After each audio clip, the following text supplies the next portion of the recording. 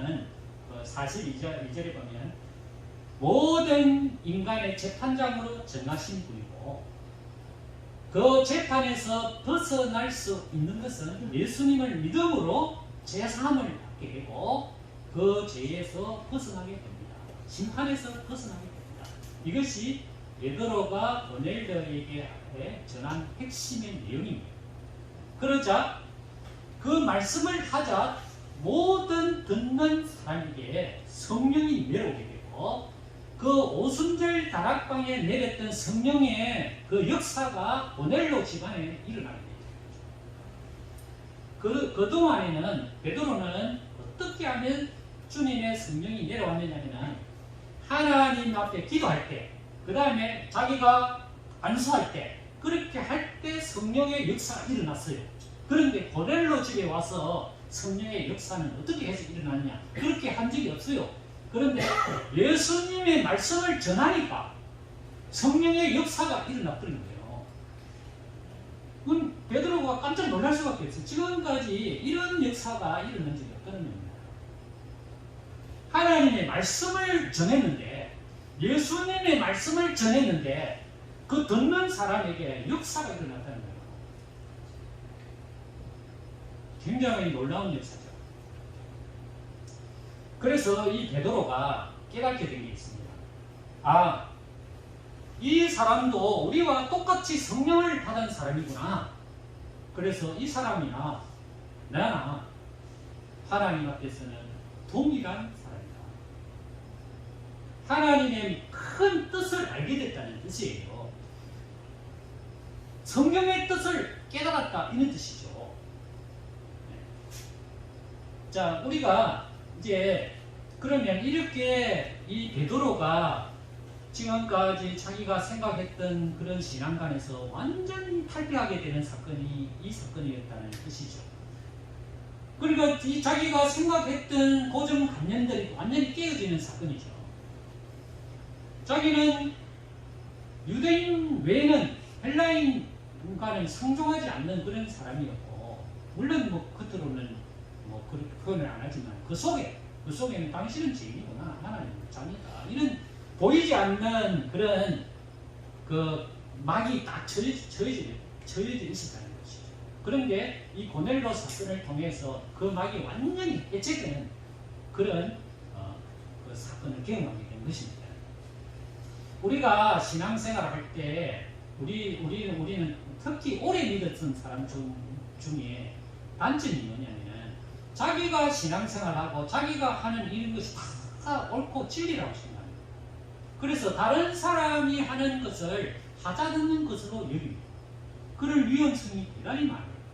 왜? 자기 확신, 자기 믿음, 지금까지 자기가 해왔던 그런 신앙생활이 하나님 앞에서 바른 것이라고 늘 그렇게 생각해 왔기 때문에 그것에서 벗어나는 것은 잘못된 것이라고 생각할 가능성이 훨씬 많아요. 그런데 성령님은 그런 고정관념을 바꾸라는 것입니다. 그런 고정된 생각을 바꾸라는 것입니다. 이 말씀은 베드로에게 있어서는 굉장히 중요한 사건이었습니다. 요 11장에 가서 내용에 가서 보면 이 사건이 문제가 됩니다. 그래서 예루살렘에 돌아왔는데 예루살렘에 있는 유대인들이 베드로를 보고 아주 책망을 합니다. 왜 당신이 이방인들과 함께 가서 그 집에 들어가서 먹고 잤느냐는 겁니다. 당신은 유대인 아닙니까? 유대인 지도자 아닙니까? 교회의 지도자 아닙니까? 그런데 왜 당신이 그 하나님한테 제외된 그 사람들한테 가서 먹고 자고 하나님 말씀 전했느냐? 그러니까 이 베드로가 자기가 경험했던 그 사건을 이야기를 합니다. 하나님, 나도 그렇게 살았다. 지금까지 당신이 생각하는 것처럼 나도 그런 신앙생활을 지금까지 해왔다. 그렇지만 하나님께서는 그 생각을 바꾸라고 하셨다. 누구도 사람을 속되다고 그렇게 하지 말라고 했다. 그래서 예수님을 믿으면 누구든지 하나님의 자녀가 되는 그런 하나님의 역사가 그 사람들 속에 일어났다. 내가 하나님의 말씀이신 예수님을 전하니까 뭐 아무것도 한 것이 없었지만은 그 말씀을 전하는 그 말씀 때문에 놀라운 우리가 받았던 그 오순절의 그 사건이 그들에게도 내려왔다. 그래서 우리가 사람이 어떻게 하나님이 하시는 일을 아니라고 이야기할 수 있겠는가?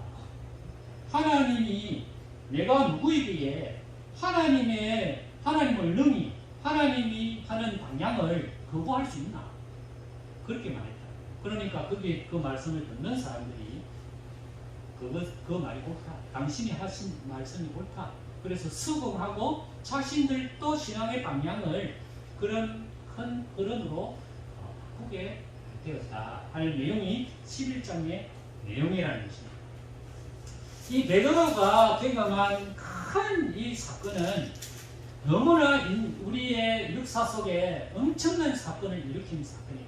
만약에 이런 사건이 없었다면 우리도 복음을 전혀 들을 수 없는 사람이 된 것입니다. 그러나 하나님은 베드로의 그 고정관념을 완전히 깨버리고 하나님이 이끄신 대로 하나님이 이끄시는 대로 따라갈 수밖에 없었던 사건이었다는 것입니다. 자, 그러면 하나님이 왜 이런 엄청난 사건을 왜 고넬료를 통해서 역사하셨느냐 하는 겁니다. 우리가 하나님을 믿는 사람은 수많은 사람들이 있지 않습니까? 그런데 왜 하필이면 고넬료라는 사람을 선택을 하셔서 하나님이 하시고자 하나님의 의도를 고넬료를 통해서 보여주셨느냐 하는 것입니다. 우리가 그렇게 따지면 우리가 하나님 앞에 그렇게 따질 수는 없죠.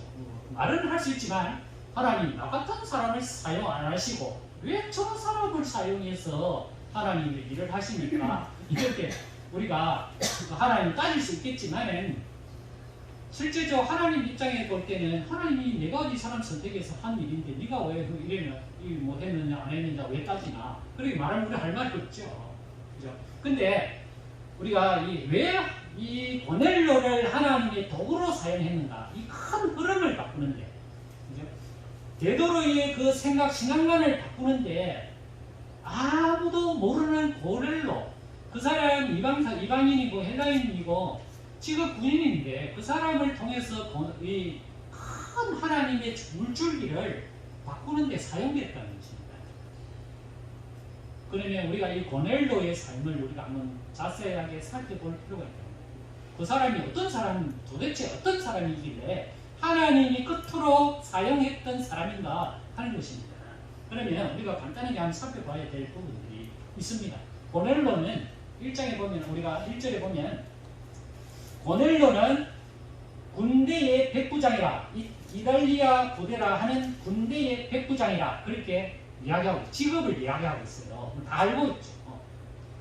이 말은 이 사람은 건강한 사람이라는 뜻이에요. 그 당시에 로마의 군인의 장교가 되려면요 건강한 사람을 선택합니다. 요즘도 그렇지 않습니까? 요즘도 장교라면요 신체에 결함이 있으면 장교가 될 수 없어요. 그러니까 그 당시에 유럽 전체를 지배하는 최고의 나라의 장교는 건강한 사람이에요. 그런데 우리가 이것만 보고 하나님 건강한 사람만 쓰나 이렇게 이야기할 수 있지 않습니까? 그런데 이 고넬료는 육체적으로 건강했지만 그 속도 건강했다는 것입니다. 이게 중요한 거예요. 우리가 볼 때 육체적으로 건강하지만 속에 병든 사람이 있어요. 그 사람은 하나님이 사용할 수 없어요. 중요한 건 속인데 그렇지 않습니까? 그러니까 이 고넬료는 육체적으로 건강하지만 속도 건강했다는 뜻입니다. 그럼 어떻게 하나님이 이 고넬료를 건강한 사람으로 이야기하고 있냐면 이 사람은 경건한 사람이라고 이야기하고 있어요.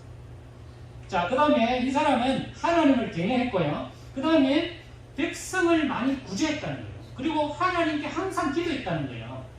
이 사람의 속사람이 건강했다는 뜻이에요. 그 당시에 이방인들의 그 장교가 하나님 믿기는 어렵죠. 요즘도 그렇습니다. 요즘도 군인들이 하나님 믿는 거 어려워요. 그러나 그 중에도 진실하게 하나님 믿는 사람이 있습니다. 이 말은 이 고넬료는 바깥과 육체와 속이 건강했다 그 말입니다. 그러면 건강한 신앙은 어떤 신앙이냐 하는 것입니다. 이 고넬료는 항상 하나님을 경외하면서 또한 자기 밑에 있는 사람을 돌보게 됐다. 이런 말입니다. 그 말은 뭐냐면 하나님의 신앙과 이 세상을 향한 신앙이 동일했다. 그런 것입니다.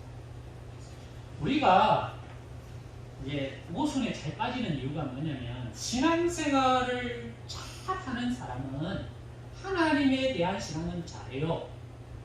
그런데 세상 사람에 대한 내 이웃에 대한 내 마을의 주민에 대한 이런 사람에 대해서는 등한시하는 겁니다. 그 건강한 신앙이 아니라 건강한 신앙은 하나님이 인정하고 하나님이 쓰시고자 원하는 사람은 건강한 사람이라는 거죠. 건강한 신앙은 하나님 신앙뿐만 아니라 사람을 향하는 그것도 동일하다.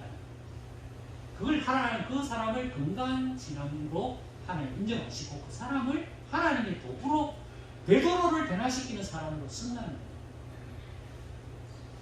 우리는 하나님에 대한 것만 잘하면 사람하고 사는 거 뭐 별 신경 안 써도 된다. 마을의 일 신경 안 써도 된다. 마을의 일은 안 믿는 사람들이 지가 알아서 할 일이고 나는 하나님 일만 하면 되고 뭐 그러면 된다.